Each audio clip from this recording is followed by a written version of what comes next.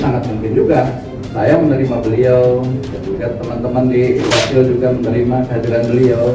Saya kira menjadi satu hal yang mungkin saja untuk bisa terus kita lakukan. Kami sepakat untuk tidak seperti itu sebenarnya.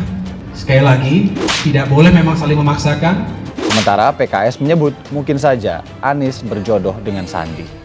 Iya, sangat mungkin kalau memang itu bisa diwujudkan ya. Nah, tentu politik ini kan dinamis.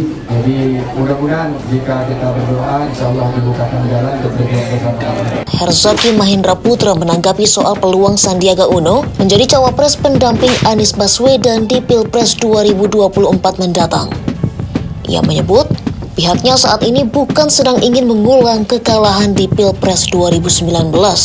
Kalau Pak Sandi Uno kan bukan tokoh perubahan, tapi tokoh kolaborator kan. Jadi agak sulit diterima akal sehat Pak Sandi Uno masuk dalam tokoh perubahan. Kita harus meyakinkan bahwa pasangan yang nanti bisa dihadirkan oleh koalisi perubahan ini adalah pasangan yang merepresentasi gerakan perubahan dan perbaikan. Ketika menentukan cawapres ini bukan hanya sekedar satu simbolis, tapi kita ingin bahwa cawapres yang dibawa oleh Pak Anies Rashid Baswedan ini akan bisa membawa efek kemenangan di 2024. Saya berjuang bersama PKS ini sudah berkali-kali dan terbukti teman-teman PKS ini berjuang dengan hati, dan rasanya pengen saya berjuang kembali bersama teman-teman PKS. Muncul nama baru Cawapres Anies, disambut PKS ditolak Demokrat. Lalu bagaimana dengan nasib AHY? Apakah rela SBY anak sulungnya yang selama ini memang dijagokan jadi wapres? Saya tidak terlalu yakin SBY akan rela. Jadi akan mundur dari partai koalisi? Ya, kalau pilihannya kemudian koalisi perubahan tidak memilih AHY sebagai calon wakil presiden, saya kira mereka akan pindah koalisi. Nah, jadi kalau kita lihat dari segi ini yang membuat pasangan itu susah. Sebenarnya buat Anies itu yang paling aman memang AHY. Ya, tapi nggak ada jaminan menang kan. Nah, menurut Herzaki, Demokrat dan Sandiaga saling bersimpangan. Ia mengatakan Demokrat sendiri memilih di luar kabinet dengan tetap memperjuangkan perubahan. Rencana koalisi ketiga partai tersebut bisa terancam bubar jika dipasangkan menjadi pendamping Anies. Ya kalau nanti takdirnya dengan Bang Sandi mungkin aja. Memang banyak survei-survei diantaranya memang menunjukkan ada Pak Sandiaga. Tinggal nanti lah, kami kita berikhtiar jodohnya dengan siapa ntar, mudah-mudahan ketemu jalannya. Kami sepakat untuk tidak seperti itu sebenarnya. Sekali lagi, tidak boleh memang saling memaksakan. Sebab Demokrat tak ingin bakal calon wakil presiden Anies nantinya merupakan titipan dari Presiden Joko Widodo dan Menko Marves Luhut Binsar Panjaitan. Jangan salahkan juga dong istana. Kalau ini gagal, pacaran-pacaran bertiga ini untuk mengkerucut nanti, waduh ini gara-gara istana. Kita juga nggak tahu. Terus nanti dibilang, wah ini istana gagal ya. Jangan salahkan juga dong istana.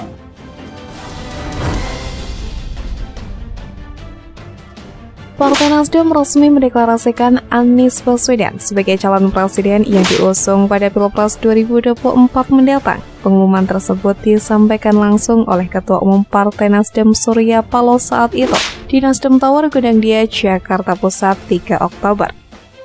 Surya Paloh menjelaskan Nasdem tidak bisa menentukan siapa sosok yang dirasa cocok untuk mendampingi Anies Baswedan di Pilpres nanti. Dia pun khawatir jika Nasdem yang menentukan. Anies merasa tidak cocok dengan pasangannya. Maka dari itu Nasdem memutuskan untuk Anies sendiri untuk memilih sang cawapresnya. Di sisi lain, Partai Demokrat sebelumnya juga disebut-sebut menginginkan Ketua Umumnya Agus Harimurti Yudhoyono alias AHY untuk muncul sebagai capres dalam pemilu 2024.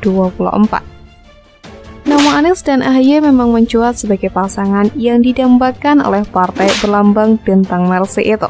Adapun Demokrat dan Partai Nasdem diketahui intens menjalani komunikasi dalam rangka membangun koalisi untuk Pilpres 2024. Namun kini rasanya mimpi AHY sebagai cawapres hilang dengan begitu cepat.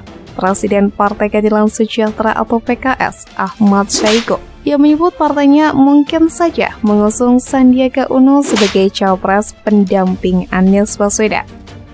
sangat terbuka. Itu kalau memang peluang-peluangnya masih besar lah. Artinya kalau memang nanti Pak Sandi, kemudian Pak Anies bisa chemistry, kemudian juga hasil analisis kita di survei juga peluang menang untuk 2024. Ia bukan hal yang mustahil. Mungkin kita akan usung kembali, ujar Saiku di kantor KPU RI Menteng, Jakarta Pusat.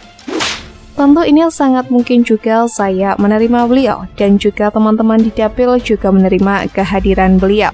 Lanjutnya, PKS memang pernah mengusung Sandi menjadi calon wakil gubernur DKI Jakarta untuk mendampingi calon gubernur Anies Baswedan pada tahun 2017 lalu. Pasangan ini pun menang saat itu.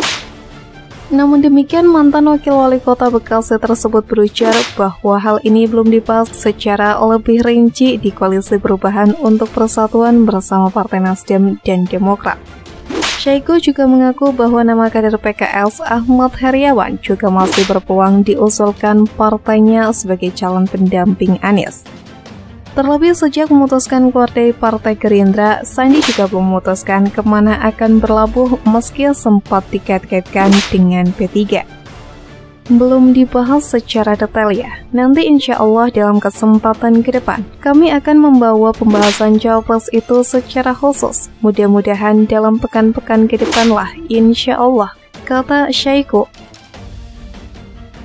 Partai Demokrat pun mengomentari usulan dari PKS yang ingin menduetkan Anies Baswedan dengan Sandiaga Uno. Koordinator juru bicara Partai Demokrat Herzaki Mahendra Putra menghargai aspirasi Presiden Partai Keadilan Sejahtera Ahmad Saiku yang membuka peluang Sandiaga Salahuddin Uno untuk menjadi calon wakil presiden pendamping Anies Baswedan. Namun, ia menilai hal itu sulit terrealisasi. Ada apa dengan Demokrat? Kami menghormati Mas Sandi karena pernah berjuang bersama di Pilpres 2019. Hanya kalau berjuang kembali di 2024 sepertinya berat. Beliau sudah memilih mendukung Pak Joko Widodo dan meninggalkan pendukungnya di Pilpres 2019 dengan masuk di kabinet. Jadi persimpangan jalan pula dengan kami yang memilih di luar kabinet, ujar Herzaki.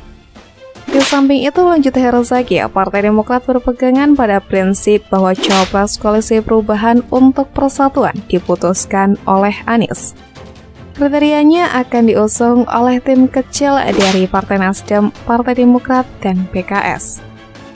Posisi beliau, Sandiaga, juga sudah jelas bagian dari status QUO pemerintahan saat ini, sedangkan kami memperjuangkan perubahan. Sosok Capres-Cawapres Koalisi Perubahan seharusnya merupakan representasi perubahan, bukan titipan Presiden Jokowi. LBH atau Luhut Binsar Panjaitan, ataupun bagian dari status QUO siapapun itu, ujar Herzaki.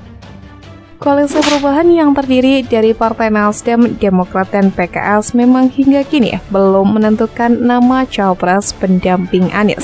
Pada Ahad 7 Mei, Sandi pun memuji-muji PKS dan menyinggung peluangnya menjadi Cawapres pendamping Anies. Demokrat pun mulai kebingungan dan ketakutan.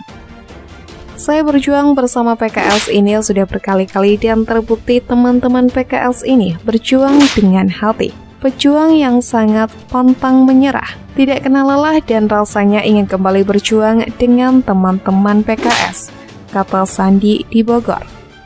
Mengenai peluangnya berpasangan kembali dengan Anies dalam kontestasi Pilpres 2024, Sandi menyerahkan hal itu kepada Ketua Majelis Syuro PKS Salim Segaf Al-Jufri dan pimpinan partai politik lainnya yang tergabung dalam koalisi pengusung Anies. Bukan wewenang saya menentukan, kata Sandi, menteri terkaya dalam kabinet Jokowi itu. Namun Sandi tidak menolak wacana itu. Manuver politik Sandi itu memang mengejutkan sejumlah pihak. Pasalnya Sandi dalam beberapa waktu terakhir digadang-gadang bakal bergabung dengan Partai Persatuan Pembangunan atau P3 setelah mengundurkan diri dari Gerindra.